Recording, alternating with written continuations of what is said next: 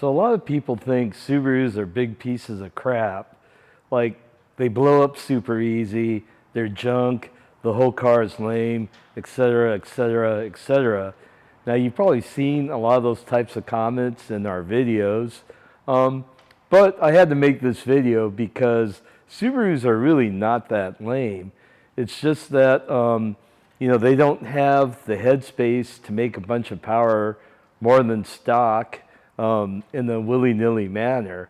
But, I mean, they can make a considerable amount of power even with a stock bottom end. They just have to be done correctly. Now, a car like the Evo, I don't know if you see that in the background, that thing's like really overbuilt, super strong. You can get a ton of horsepower with a stock bottom end, and they tolerate a lot of monkey street tuner messing around. The Subaru engine is not that strong. I mean, it's decently strong, but a lot of its faults come down to like one thing. It has a big bore, and to meet emissions, the number one compression ring is way up on the piston, which makes for a thin, weak ringland, so they're susceptible to breaking ringlands due to detonation. So because of this, they don't tolerate monkey tuners and street one pull on the dyno hero kind of tuners. But if you know what you're doing and you use the right parts, you can make 330 horsepower all day and drive it on the track and everything and not have a problem. Or if you run E85 or flex fuel and you're pretty careful with your part selection, you can make 360, 370 horsepower and not have a problem running hard all day at the track. Which leads me to another thing. We're big fans of Donut Media. They have really fun, entertaining, and informative videos. We enjoy their stuff. And this isn't meant at throwing shade on them or saying they don't know what they're doing or anything. But, them blowing up 5 Subarus kind of is a disservice to the Subaru tuning community and the Subaru community in general. Like, they get a lot of traffic, and so many people got turned off to the world of Subarus because of all that. I just had to say some things. I'm not saying Donut doesn't know what they're doing, but maybe they're not the most experienced in building Subarus. Like watching the videos, they use a lot of good parts, but they also use parts that are typically not what you want to do on the Subaru. Now, their horsepower levels were pretty appropriate, but like I said, these engines aren't too forgiving to a lot of tuning stuff. I don't want to say errors, but if you're going to be driving them on the track, you have to be on the conservative side, and your tuner has to know this. And like I've said many times in our videos before, it's good if your tuner, has racing experience and has a track record of building cars that hold up to like drifting, track days, time attack, and road racing. Running hard in the street and running hard in the quarter mile are one thing, but running hard for 20 minutes at a time, that's another. I mean, we really like how Donut went out and like how they beat on their cars on the track, because that's how cars are meant to be enjoyed. But the Subaru, it's perfectly capable of doing it at the power levels they're producing. It's just something was wrong. Like, you just don't blow up motor after motor and things like that. So I didn't pay super attention to every single video, but there's some things. Like, I know they were building their motors and dropping them in. They didn't go into a lot of detail of what went into the motors from some of the videos.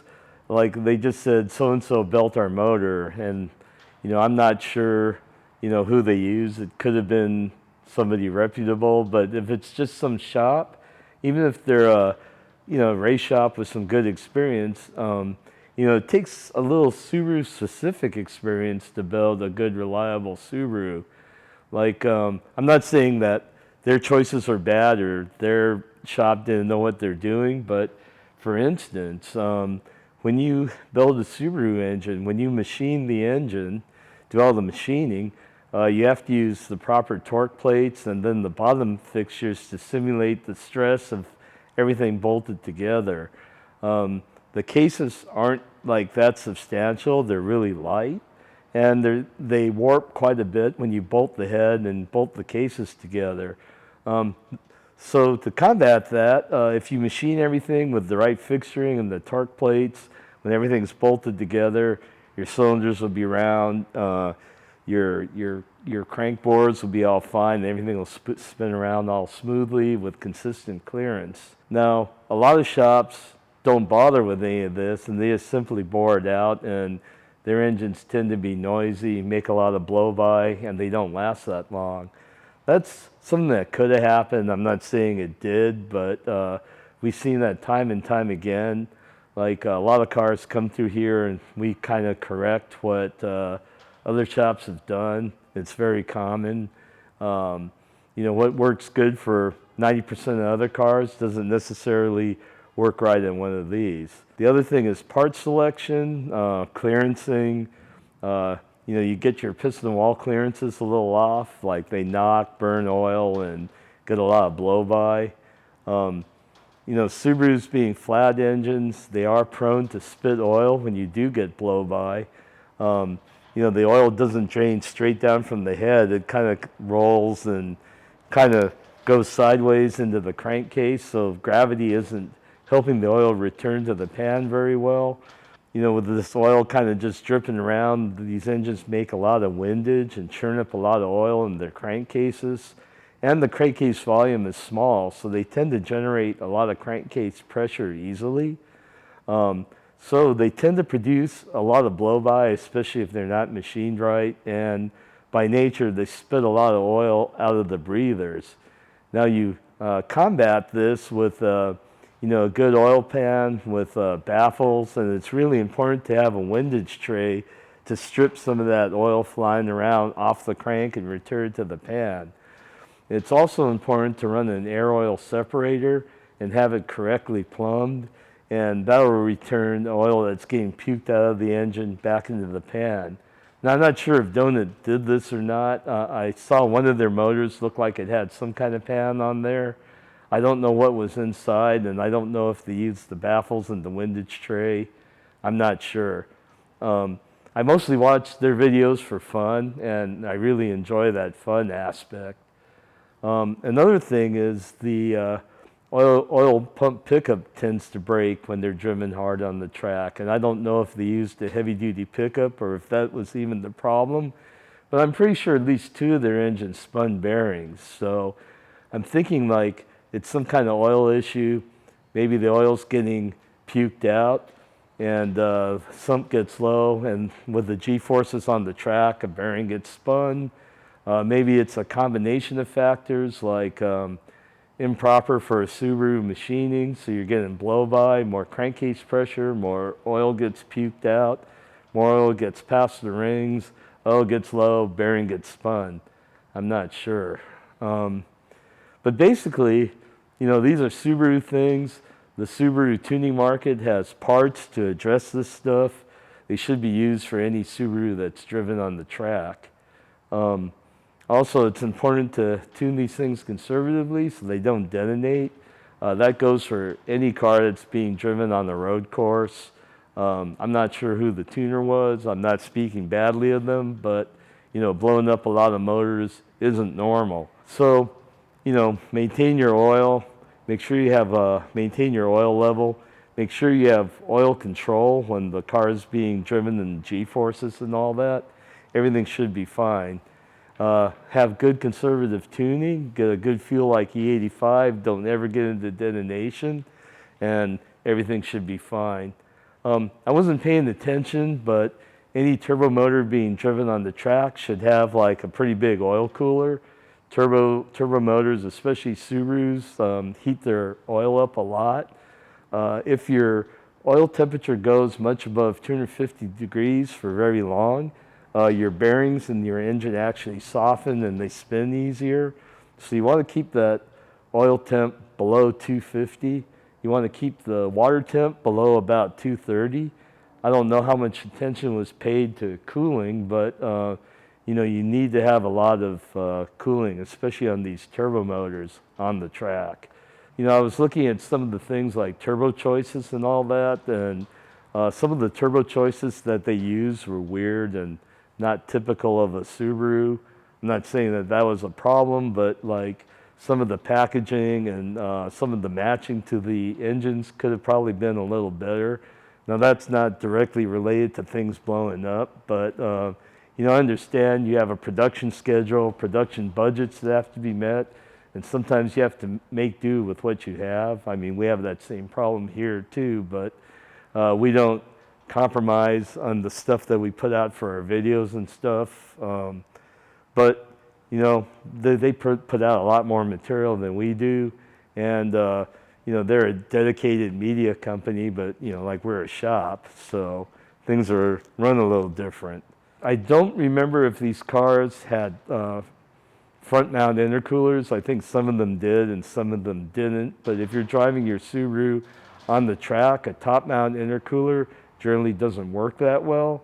You know, even an aftermarket top mount, we've usually found that even an oversized aftermarket top mount doesn't work as good as the stock intercooler. And we found that a front mount really drops the intake charge temps and can be good for easy 30 horsepower with a little tuning, and keeps a lot of thermal load off the engine. So track-driven car front mount's important. You know, like anytime you change anything in the intake track or especially, or the engine, even the exhaust and all that, your tune should be revisited. You know, like when you're blowing up motors and putting in new ones, I'm not sure, you know, if the tune was verified. I'm pretty sure they did that, but I'm not sure. Also, the type of oil that's run. I know these things are spec'd to run like 530 or something, but generally a turbo car that's going to be driven on the track, you should use a 15W50 or a 1050 or minimum 1040. Keep those bearings happy even when everything's nice and hot. Some people might disagree with me, but you know, I think I've had really good luck with, you know, our engines not blowing up. Also, your main bearing clearances are really critical. Like a lot of guys that build these engines don't pay a lot of attention to the main clearance. These things being aluminum cased, they grow quite a bit with heat. So we always run the main clearance on the tight side of the OEM spec. A lot of times if you're on the loose end of OEM spec, you have trouble maintaining enough oil pressure for you know, good bearing life on a track-driven car that has 100 horsepower more than stock, for instance. Also, oil pump selection. I'm not sure what oil pumps they use, but the stock oil pump sometimes doesn't have enough capacity. You know, we like using an 11 millimeter pump. I generally like to use the 11 millimeter pump that's been ported and blueprinted by IAG. That outflows the 12 millimeter pump even, and it doesn't have the cavitation issues that the 12 millimeter pump does. I don't like running the JDM 12 millimeter pump because it cavitates and loses oil pressure like above 6,500 RPM or so. So, you know, I don't remember them mentioning oil pumps, so I assume it's the smaller OEM pump, and that might have something to do with some of the problems. These engines are less forgiving for not having the right part selection, the right clearances, and the right machining than probably other motors, but it doesn't mean that they're crappy or bombs. There's just specific formulas that Subaru tuners, you know, it's not just us, but any of the good Subaru tuners know, and there's proven formulas for having a reliable Subaru that's track driven. And you know, you can't expect Donut Media to be an expert in every single platform they mess with.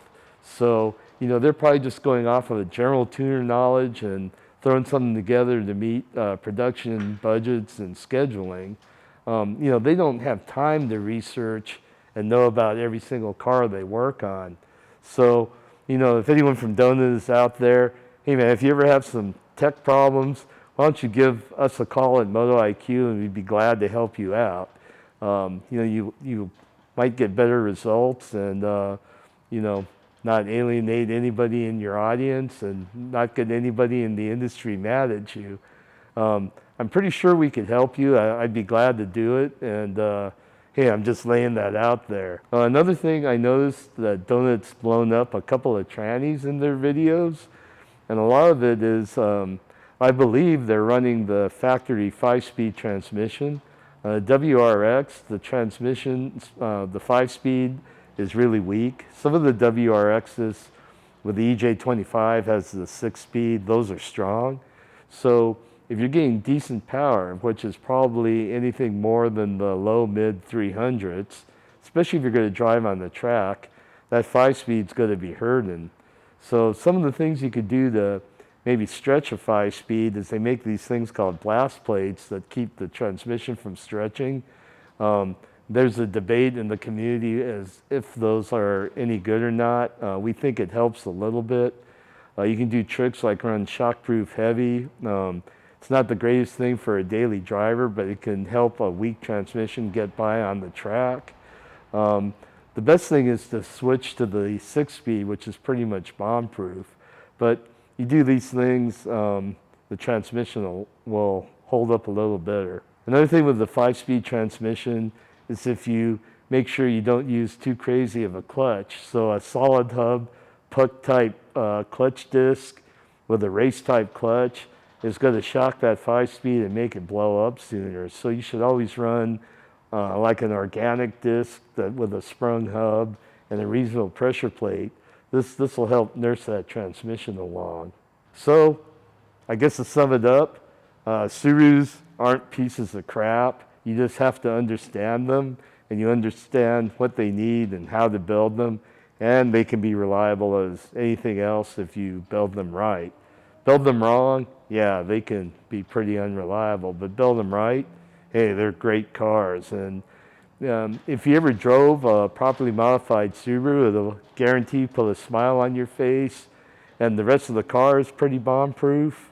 Yeah, so they're not lame. You just have to do them right, get advice from the right people, and take your car to the right shop. So Donut, I don't mean any animosity. I'm not throwing shade at you. I like your content.